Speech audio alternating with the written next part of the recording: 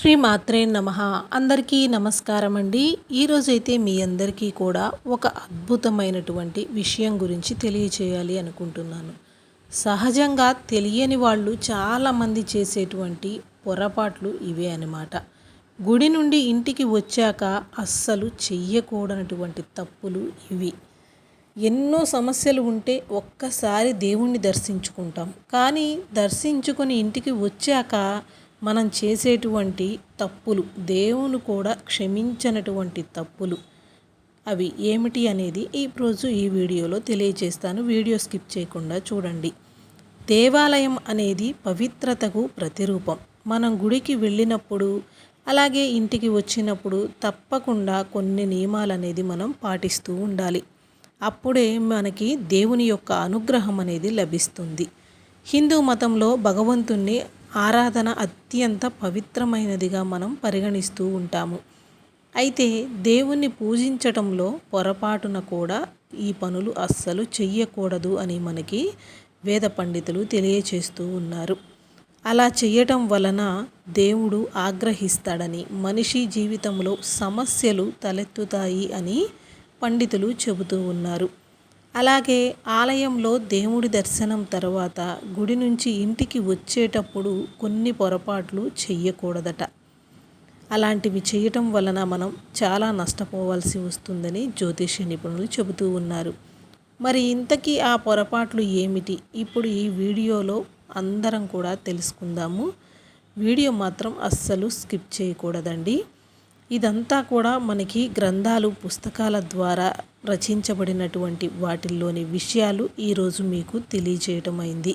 ఇందులో సొంతంగా మేము ఇప్పుడు చెప్పేది ఏమీ లేదండి. ఎన్నో ఏళ్ల నుంచి మన పండితులు మనకి అందిస్తున్నటువంటి ఒక అధ్యయనం పుస్తక రూపంలో ఉంది. ఇందులో ఏదైనా స్పష్టంగా అసౌకర్యంగా అనిపించినట్లు అయితే దయచేసి ఎవ్వరు కూడా చెడుగా మాత్రం ప్రచారం చేయవద్దండి. మంచిని చూడటానికి మాత్రమే ప్రయత్నం చేయండి. ఇది మీ అందరికీ ఉపయోగపడాలి అని కూడా మనస్ఫూర్తిగా కోరుకుంటున్నాను. ఇటువంటి మంచి వీడియోలన్నీ మీకు అందించటానికి మమ్మల్ని ప్రోత్సహిస్తారని, మన వీడియోని లైక్ చేసి సపోర్ట్ చేస్తారని కోరుకుంటున్నాను. దేవాలయానికి వెళ్ళాలి అనుకుంటే ఉదయం 10 గంటల లోపే గుడికి వెళ్ళాలి. ఆ సమయంలో దేవుని దర్శనం చేసుకోవటం మంచిదట. ఆ సమయంలో దేవుని దర్శనం చేసుకుంటే మీకు చాలా అంటే చాలా మంచి జరుగుతుంది అని మనకి పండితులు తెలియజేస్తూ ఉన్నారు. అలాగే సాయంత్రం పూట 6 గంటల నుండి 9 గంటల మధ్యలో దేవుని దర్శనం చేసుకోవచ్చు. ముఖ్యంగా సాయంత్రం 6 గంటల సమయంలో తదాస్తు దేవతలు తిరుగుతూ ఉంటారు. ఈ తదాస్తు దేవతలు ఎక్కువగా దేవాలయాల్లో సంచరిస్తూ ఉంటారు. కాబట్టి సాయంత్రం 6 గంటలకు గుడికి వెళ్ళి మీ మనసులో ఉన్నటువంటి కోరికలను దేవునితో చెప్పుకున్నట్లయితే తదాస్తు దేవతలు తదాస్తు అనగానే మీ కోరికలన్నీ కూడా ఖచ్చితంగా నెరవేరుతాయి. గుడికి వెళ్ళేటప్పుడు ఎర్రటి వస్త్రాలను ధరించి దేవాలయానికి వెళితే చాలా మంచిది. దేవాలయానికి వెళ్ళగానే ముందుగా అందరూ కూడా ఎంత దూరం నుంచి వచ్చినా, ఒకవేళ ఎంత దగ్గర నుంచి వెళ్ళినా కూడా ఖచ్చితంగా కాళ్ళు అనేది కడుక్కొని లోపలికి వెళ్ళాలి. అలాగే వెళ్ళగానే ముందుగా ధ్వజస్తంభానికి నమస్కారం చేసుకోవాలి. అంతేకాని ధ్వజస్తంభాన్ని మాత్రం పొరపాటున కూడా మన చేతులతో ముట్టుకోకూడదట. అలాగే ధ్వజస్తంభం నీడ కూడా మన మీద పడకుండా జాగ్రత్త పడాలి. ఆ తరువాత గుడి లోపలికి వెళ్ళి గర్భగుడి చుట్టూ 3 ప్రదక్షిణలు చేయాలి. గుడిలో ప్రదక్షిణలు చేసేటప్పుడు గుడి వెనుక భాగాన్ని తాకుతూ నమస్కారం చేసుకోవాలి. ఇలా మొక్కడం వెనుక ఒక బలమైన కారణం ఉందని మనకి జ్యోతిష్యులు చెబుతున్నారు. గుడిలో మూల విరాట్టు ఉండే గర్భాలయం ప్రశస్తమైంది. గర్భాలయంలో మూల విరాట్ను గోడల మధ్యగా కాకుండా వెనుక గోడకి దగ్గరగా ప్రతిష్ఠిస్తారట. పూజలు నిత్య మంత్రార్చన చేయటం వలన భగవంతుని పాదపీఠం క్రింద ఉన్న యంత్రాలలోనికి మంత్రశక్తి ప్రవేశిస్తుంది. దీనితో ఆ విగ్రహానికి ఆకర్షణ ఏర్పడుతుంది. ఆ మంత్రం శక్తి వలన భగవాన్ విగ్రహం నుంచి తపకిరణాలు 4 దిక్కులా ప్రసరిస్తూ ఉంటాయట. ఈ మంత్రశక్తికి అత్యంత సమీపంగా ఉండేది గర్భాలయంలో వెనుక గోడ. అందుకే ఆ గోడకు శిల్పాన్ని చెక్కి ఉంచుతారు. భక్తులు అక్కడ ఆగినప్పుడు తపశ్శక్తిని పొందటానికి వీలుగా ఉంటుంది. తరువాత గుడిలో దేవునికి నమస్కారం చేసి గుడిలో ఉన్న గంటను 3 సార్లు కొట్టాలి. అలాగే గుడికి వెళ్ళిన ప్రతి ఒక్కరూ 3 సార్లు ఎందుకు గంట కొట్టాలి, దాని మీద కూడా ఒక ఖచ్చితమైనటువంటి ఆంతర్యం అనేది ఉందని మనకి పురాణాలు చెబుతూ ఉన్నాయి. అవి ఏమిటంటే కనుక, ఆలయంలో దేవుని ముందు ఒక్కసారి గంటను మోగించటం వలన అది మరణానికి సంకేతం అని పురాణాలు చెబుతున్నాయి. కుటుంబ సుఖశాంతుల కోసం మనం గుడికి వెళుతున్నాము కావున ఎవరూ కూడా ఆ దేవుని ముందు ఒక్కసారి మాత్రమే గంటను మోగించకూడదు. దేవాలయంలో దేవుడు ముందు 2 సార్లు గంటను రోగించినట్లయితే వదిలేస్తే అది రోగాలతో పీడింపబడతాయని సూచించినట్లుగా అర్థమవుతూ ఉంది. కాబట్టి ఎవ్వరూ కూడా 2 సార్లు గంటను మోగించకూడదు అని పురాణాలు హెచ్చరిస్తున్నాయి. దేవుడి ముందు 3 సార్లు గంట మోగించటం వలన శరీరమునకు మనస్సునకు సుఖశాంతులు కలుగుతాయని, ఈ విధానాన్ని దేవాలయ ఘంటానాద లక్షణంగా శాస్త్రం మనకి చెప్పబడుతూ ఉంది. దేవుని ముందు మనసు లగ్నం చేయటానికి పండ్లు ప్రసాదాలు సమర్పించినప్పుడు 3 సార్లు గంట మోగించటం అనేది చాలా మంచిదని పండితులు తెలియచేస్తూ ఉన్నారు. గుడిలో దర్శనం అయ్యాక ఖచ్చితంగా తీర్థం తీసుకోవాలి. తీర్థం తీసుకోవటానికి చేతిని గోకర్ణ భంగిమలు ఉంచి తీసుకోవాలి. ఆ పైన అనాలోచితంగా మనం ఆ చెయ్యిని తలపై రాసుకుంటాము. అలా చేయటం మంచిది కాదట. చాలామందికైతే ఇలాంటి అలవాట్లు ఉంటూ ఉంటాయి. అలా అస్సలు చెయ్యకండి. తీర్థం పంచామృతాలతో చేస్తారు. అందులో తేనె, పంచదార వంటివి జుట్టుకి మంచిది కాదు. అలాగే తులసి తీర్థం తీసుకున్న తలపైన రాసుకోకూడదు. తీర్థం తీసుకోవడం వలన చెయ్యి ఎంగిలి అవుతుంది. ఎంగిలి చేతిని తలపై రాసుకోకూడదు. ఏ తీర్థం తీసుకున్నా సరే చేతిని సాధారణ నీటితో శుభ్రం చేసుకోవలసి ఉంటుంది. వైష్ణవ సాంప్రదాయంలో గంగాజలంతో అభిషేకం చేసిన తీర్థాన్ని మాత్రమే తల వెనుక రాసుకోవాలని ఉంది.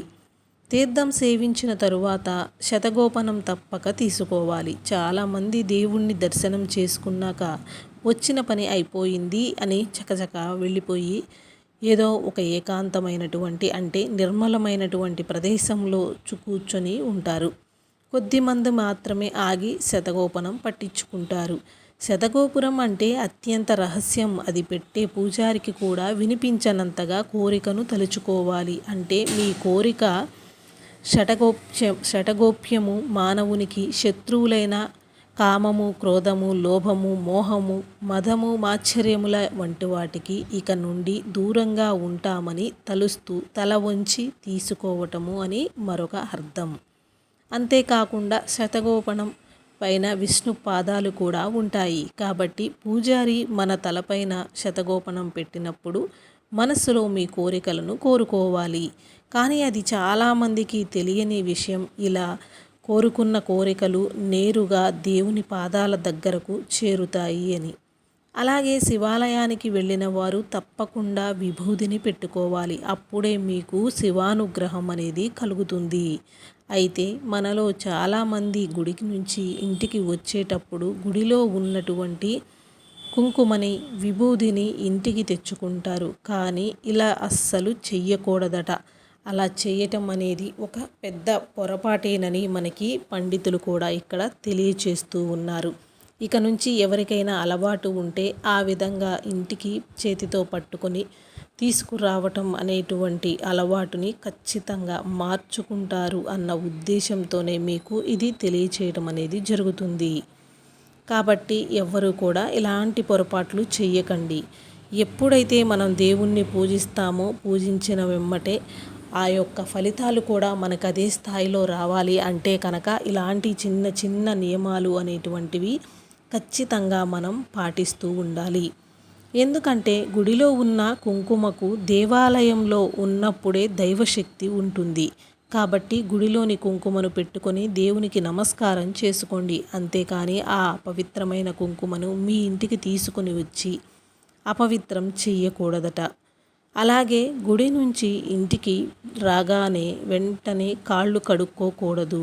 ఎందుకంటే గుడిలో ఉన్న దైవశక్తి మొత్తం కూడా మన శరీరానికి అంటుకొని ఉంటుంది. కాబట్టి ఇంటికి రాగానే మీ ఇల్లు అంతా కూడా ఒకసారి తిరిగేసి తరువాత కాళ్ళు కడుక్కోండి. అలా చేస్తే గుడిలో ఉన్న పాజిటివ్ ఎనర్జీ మీ ఇంట్లోనికి కూడా ప్రవహిస్తుంది. మంచి ఆలోచనల నుంచి కార్యాలు జరగటం ప్రారంభమవుతాయి. మీ ఇంటిలో చాలామంది గుడిలో ఉన్న దేవుని విగ్రహాలను ముట్టుకొని నమస్కారం చేసుకుంటూ ఉంటారు. కానీ ఇలా అస్సలు చెయ్యకూడదని వేద పండితులు చెబుతూ ఉన్నారన్నమాట. ముఖ్యంగా ఆంజనేయ స్వామి విగ్రహాన్ని మాత్రం అస్సలు మహిళలు తాకకూడదట, ముట్టుకోకూడదు. ఎందుకు అంటే కనుక ఆంజనేయ స్వామి బ్రహ్మచర్యం పాటించటం వలన ఆడవాళ్ళు ముట్టుకోకూడదు అని అంటూ ఉంటారు. వేద మంత్రాలతో ప్రతిష్ఠించిన దేవుని విగ్రహాలను ముట్టుకుంటే దేవుని విగ్రహాలు అపవిత్రం అవ్వవచ్చు. కాబట్టి గుడిలో ఉన్న విగ్రహాలను అస్సలు ముట్టుకోకూడదు. అలాగే గుడిలో కొబ్బరికాయ కొట్టిన తరువాత ఒక కొబ్బరి చిప్ప నిండుగా పంచదారని వేసి ధ్వజస్తంభం దగ్గర పెట్టి నమస్కారం చేసుకోండి. ఇలా ఎవరైతే చేస్తారో అలాంటి వారి జీవితంలో డబ్బు కష్టాలు అనేవి అస్సలు లేకుండా ఉంటాయట. మీరు గనక తీరని సమస్యలతో బాధపడుతూ ఉంటే ఏదైనా ఒక మంగళవారం రోజున ఆంజనేయ స్వామి గుడికి వెళ్ళి ఆంజనేయ స్వామి వారికి స్వయాన మీ చేతులతో తమలపాకు మాలను అల్లి ఆ తమలపాకు మాలను సమర్పించండి. ఇలా చేస్తే మీ జీవితంలో ఉన్న సమస్యలు అన్నీ కూడా వెంటనే తొలగిపోతాయి. దేవుని దర్శనం అయ్యాక గుడిలో 2 నిమిషాలన్నా తప్పకుండా కూర్చొని ఏకాగ్రతగా తపస్సు అనేది చేసుకోవాలి. ఆ తరువాతనే ఇంటికి తిరిగి రావలసి ఉంటుంది. గుడి ప్రశాంతతకు మారుపేరు.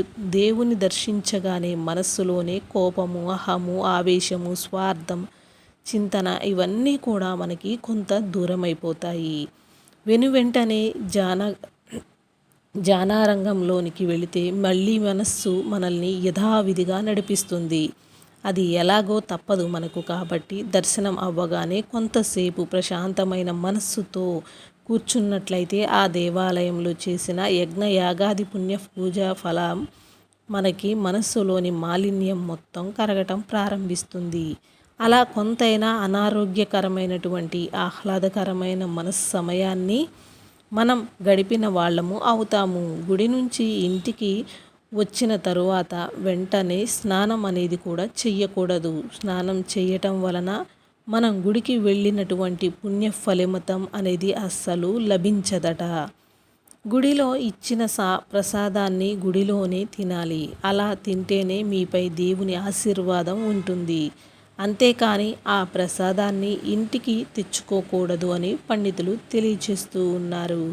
అలాగే శివాలయానికి వెళ్ళిన వారు మాత్రం ఎట్టి పరిస్థితులలోనూ ప్రదక్షిణలు చేయకండి. ఎందుకంటే గర్భగుడిలో ఉన్న శివునిపై నుండి గంగ ప్రవహిస్తూ ఉంటుంది. మనం ప్రదక్షిణలు చేసేటప్పుడు గంగను దాటకూడదు. కాబట్టి శివాలయంలో మాత్రం ప్రదక్షిణలు నిషిద్ధం. అలాగే మనలో చాలామంది శివలింగానికి అభిషేకం చేసేటప్పుడు పాలను ప్యాకెట్లో ఉంచి లింగం మీద అభిషేకం చేస్తూ ఉంటారు. ఇలా అస్సలు అభిషేకం చెయ్యకూడదు. ఇది నిషిద్ధం అన్నమాట. శివుడిని అభిషేకించేటప్పుడు ఒక మట్టి పాత్రలో పాలను పోసుకొని లింగానికి అభిషేకం చేసినట్లయితే చాలా శ్రేయస్కరం. అలాగే శివునికి అభిషేకించిన తరువాత శివలింగం పైన తప్పకుండా ఒక పుష్పాన్ని పెట్టాలి. అలాగే ఎట్టి పరిస్థితుల్లోనూ పసుపు కుంకుమలు వేయకూడదు. గుడికి వెళ్ళేటప్పుడు ఒట్టి చేతులతో అస్సలు వెళ్ళకూడదు. మనతో తోచినంత పండ్లు లేదా పువ్వులు ఏదో ఒకటి గుడికి తీసుకొని వెళ్ళాలి. సోమవారం సాయంత్రం శివాలయానికి వెళ్ళి శివాలయంలో ఒక నెయ్యి దీపం వెలిగించి ఓం నమః శివాయ అనే పంచాక్షరి మంత్రాన్ని 108 సార్లు జపించాలి. ఇలా చేస్తే మీకున్న డబ్బు కష్టాలు అన్నీ పూర్తిగా తొలగిపోయి శివుని ఆశీస్సుల వలన అష్టైశ్వర్యాలు లభించి ఖచ్చితంగా మీకు మెరుగు అనేది కనపడుతుంది. అదృష్టం అనేది మీ ఇంటి తలుపు తడుతుంది. ఇలాంటి అవకాశం మళ్ళీ మళ్ళీ రాదు. చక్కగా ఈ విధమైనటువంటి చిన్న చిన్న పరిహారాలతో మీ జీవితంలో మీరే సంతోషాన్ని తెచ్చుకున్నవారు అవుతారన్నమాట. వెంకటేశ్వర స్వామి ఆలయానికి వెళ్ళేటప్పుడు తులసి మాలను తీసుకుని వెంకటేశ్వర స్వామికి సమర్పిస్తే మీకు అఖండ రాజయోగం అనేది వర్తిస్తుంది. వెంకటేశ్వర స్వామి ఆశీర్వాదం మీ ఇంటిపై ఎల్లప్పుడూ ఉంటుంది. పూర్వజన్మలో చేసిన పాపాలన్నీ తొలగిపోవాలి అంటే ఏదైనా ఒక దేవాలయంలో 108 ప్రదక్షిణలు చేయండి. సంతానం లేని వారు గుడిలో ఉన్న రావి చెట్టు చుట్టూ ప్రదక్షిణలు చేయండి. అలాగే మీకు ఎంతో తొందరగా సంతాన ప్రాప్తి అనేది కూడా కలుగుతుంది. మీ కుటుంబంలో ఎవరికైనా అనారోగ్య సమస్యలు ఉంటే కనుక రావి చెట్టుకు 108 ప్రదక్షిణలు చేసినట్లయితే ఓం నమఃశివాయ అనే పంచాక్షరి మంత్రాన్ని జపించటం వలన తొందరగా మీ ఆరోగ్యం అనేది కుదుటపడుతుంది. మీకున్న సమస్యలు అన్నీ కూడా తొలగిపోతాయి. దేవాలయ దర్శనమే ఎంతో పవిత్రమైనది. గుడికి వెళ్ళినప్పుడు భక్తిపరమైన ఆచారాలు పాటించడం ఎంత ముఖ్యమో గుడి నుంచి ఇంటికి వచ్చాక కూడా కొన్ని నియమాలు పాటించటం అంతే అవసరం. ఈ నియమాలు పాటించటం వలన ఆ భగవంతుని యొక్క అనుగ్రహం అనేది మీకు ఎప్పుడూ కూడా లభిస్తుంది.